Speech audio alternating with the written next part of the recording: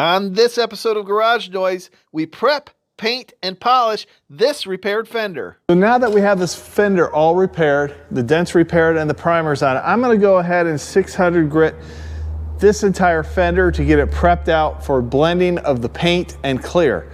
So we want to use 600 grit sandpaper to prepare this fender because it doesn't show any scratches under the clear. It's coarse enough for the clear to adhere to the panel, but it's not so coarse that it's going to show scratches through that clear coat. So that's why we use the 600. Go ahead and do that. I'm going to clean this first, and then we're going to sand it with the 600 grit.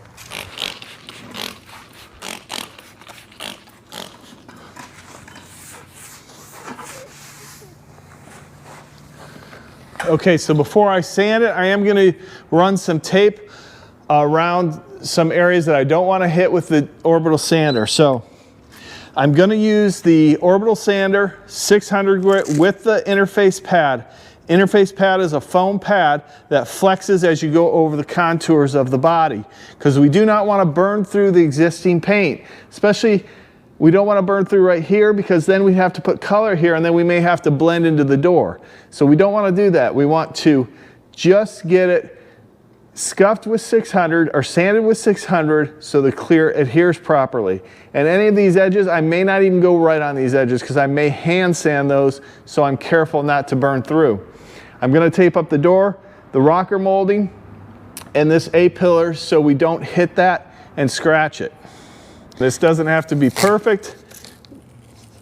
We're just doing this. I'm probably going to hand sand this edge anyway, so I'm not going to go right up to the edge with the DA.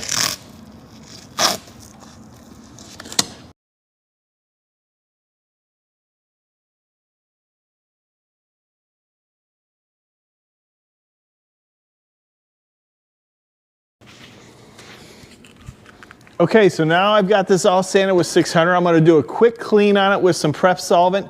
I want to evaluate this primered area and just evaluate the rest of the panel and see where we're at.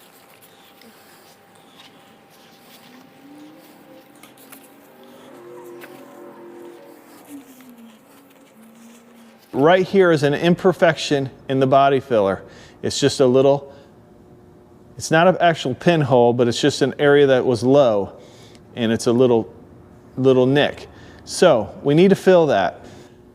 That looks like the only imperfection. So I am going to block this a little bit, probably once over with 320. So what I'm going to do is fill this. We're going to use a little Roberlo R1 spot putty, and we're going to fill that, let it dry, sand it out, and then we'll, as we block this, we'll sand it out. And then we're going to go over this with 600 one more time, the primered area, and it will be this panel will be ready to paint. Okay, so this is the R1 we're going to use, Spot 1000. We're going to knead it around a little bit to mix it up because it's been sitting a little bit, just to make sure we're getting the best performance out of it that we can. And then it's just going to take a little dab, and this will just air dry.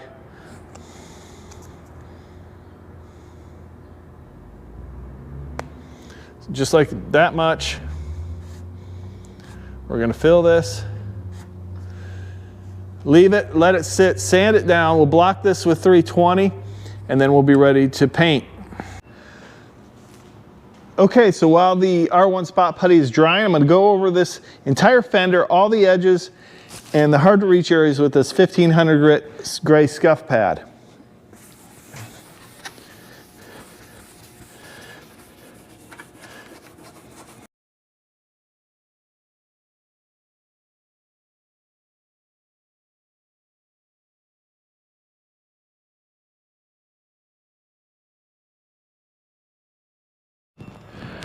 Okay, now this fender is almost ready to paint. We just have this little spot here of spot putty we put in here.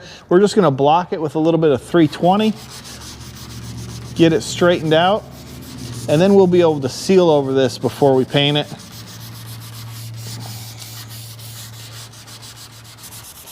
Okay, there, that's perfect. Okay, now let's tape up this fender and get it ready to paint. I'm going to start with the jamb underneath the hood. I'm just rolling a piece of tape under there and I'm laying it over on top of the hood, and then I'm taping it down, and we'll run plastic over the entire thing. So you want to be real careful, and you're not taping on the panel that you're painting. That's the main concern, and you don't want to leave any areas unmasked so you don't get any overspray on the panels you're not painting. So we'll get this all taped up, run some plastic over it, and we'll be ready to go.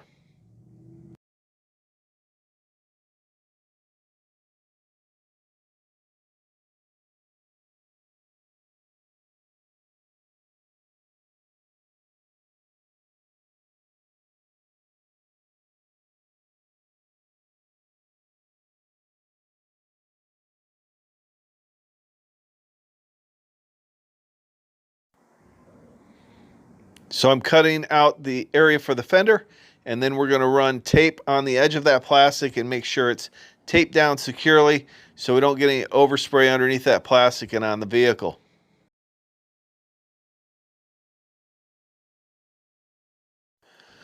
Okay, so I went ahead and wiped the fender down one more time with prep solvent to make sure it was clean, and then we tack ragged it off to remove any particles of dust or lint that may have accumulated on the panel.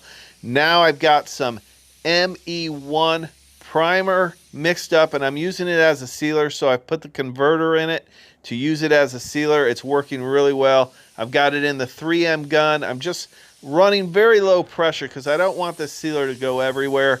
I just want to keep this repair as small as possible. Okay, so now I'm laying down the first coat of base. This is not a tri-stage finish. You would think this would be a tri-stage finish, but it's not. So I put one coat of base on it. We're going to let that flash off for about 10 minutes, and then we're going to come back with another coat right here. I am using the Sagola 3300 GTO. This is, I think, the second or third time I've been using this gun. So it's working out really well, and I've got a full review coming up on that, so stay tuned for that. You want to make sure all the edges are covered really well, and check it with the light after you're done. This color actually covered remarkably well, so my second coat, after I was done, I just did a little dust coat where the blend area was. I stepped away from the panel a little bit and dusted it on. Now we're going to go ahead and lay the first coat of clear coat down. You want to make sure you're doing a consistent pass. You're overlapping 75% when you're passing, keeping that wet edge wet. And I put it on a little bit heavy on the first coat, but it flowed out nicely and it looked good. So now this is just taking a look at it after the first coat. And as you can see, the Sagola GTO really laid that clear on nice and flat. Really performed really well. I'm pretty impressed with it. I know you're going to want to know what the settings I used on this gun. I think I started out at 25 PSI. I'm still playing around with the sweet spot on this gun, but I had the clear coat or the volume pretty much wide open on the clear. Okay, so here I am finishing up the second coat. You want to make sure it flashes off about 10 minutes in between coats. First coat's of clear and the second coat of clear. And this is all it needed, was 2 coats of clear. And look at the finished product. It's pretty amazing. I put it on just a little bit heavy. I could have dialed the volume down just a tad and it would have been even better. Okay, so we're going to do a light cut and buff on this vehicle. I know it doesn't look like it needs it, but it has some particles of dust in it that I want to get taken care of. So I'm just going to cut and buff this fender. We're going to start out with 2000 grit wet dry sandpaper, and we're going to sand this with that 2000 grit, go over the entire fender. And I'm going to give you a quick idea how I like to wet sand and buff. I like to use the 2000 by hand. I do have some foam pads, and I'm always changing this up a little bit. I'm just trying to find out what works the best for me, and it may be different for you. But I like to start out with 2000 grit. It's not a very coarse scratch. It's easily buffed out. And what I do is I'm holding my hand flat and going over this entire fender. Now, because it's got a lot of curves in this fender, it's hard to use a soft block on it, but you could use a soft block with the sandpaper wrapped around it and block this out on those flat areas. So I'm going to wet sand this entire fender, and then we'll move on to the next step. One thing to note, if you're wet sanding with your hand and not using a block, don't use your fingertips to press into the panel. That could create waves in the clear coat. The next step I take is I use a 3000 grit foam pad to sand over this with the orbital sander. Now, this particular pad is made by Mirka. There's a lot of different brands that make foam pads that you can use, but this particular one is Mirka and it works really well. Of course, all the links to the products and tools I use are going to be in the description below if it's anything you're interested in. Okay, just a couple things to mention while I'm sanding this. You don't want to press hard on any of these body lines or edges. You don't want to sand right on them. You could burn through, so just be careful of that. You want to go up to them, do all the flat areas. You can go lightly around them, but do not go directly on them. And if you want to know more about color sanding and buffing, I've got a video that's dedicated solely to that topic. I will leave it at the end of this video. And if you're doing this step at home, you can do this by hand. You can get 3000 grit sandpaper or foam pads and do it all by hand. You don't need a machine necessarily. And make sure you do this step thoroughly. You want to make sure you get everything sanded real well, because this is going to remove those 2000 grit scratches and step them down to 3000, so it's a lot easier to buff. Okay, now it's time to move on to buffing and polishing. For that, we're going to use the Roberlo 3-step process. Well, actually, we're going to use 2 steps. We're going to use the fine cut compound and then the ultra fine compound.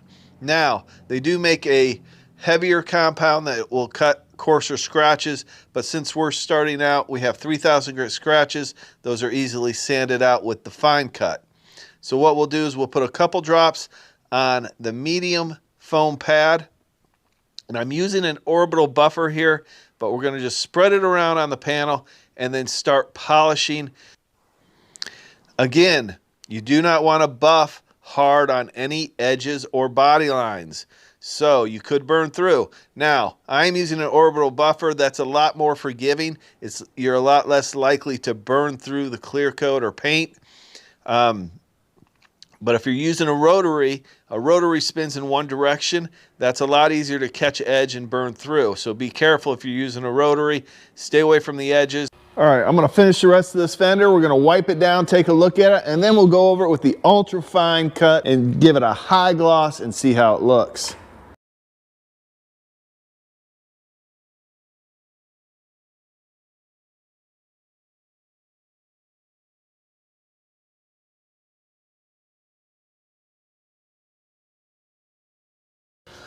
Okay, let's wipe down all the compound residue and take a look at this finish. So, let's take a better look at it. Closer look.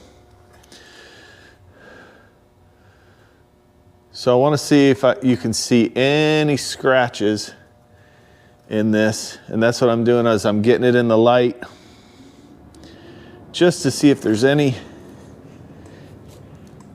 imperfections. What I'm looking for is fine scratches from the wet sanding. And to be honest with you, I'm not really seeing any right now.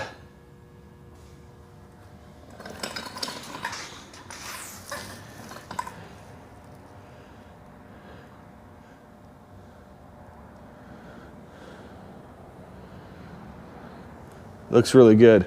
So let's go over it just to test it out, see if we can get it to look even better with a little bit of the Roberlo Ultra Fine Cut. We're gonna use the softer black pad. So right here, there's a few little scratches.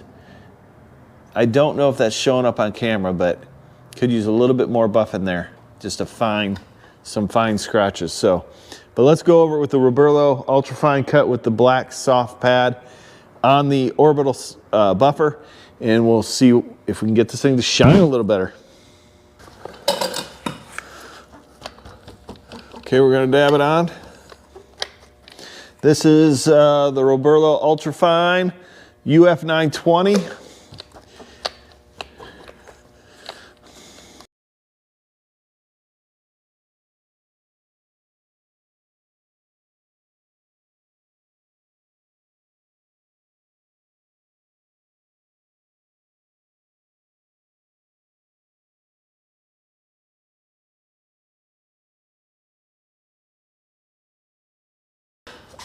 Let's wipe off the compound residue and get a good look at this finish.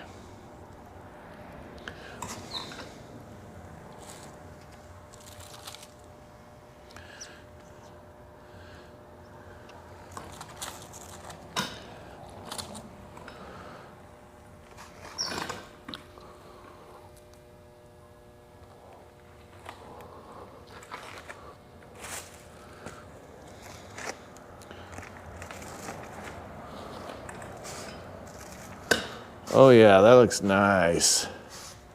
Nice.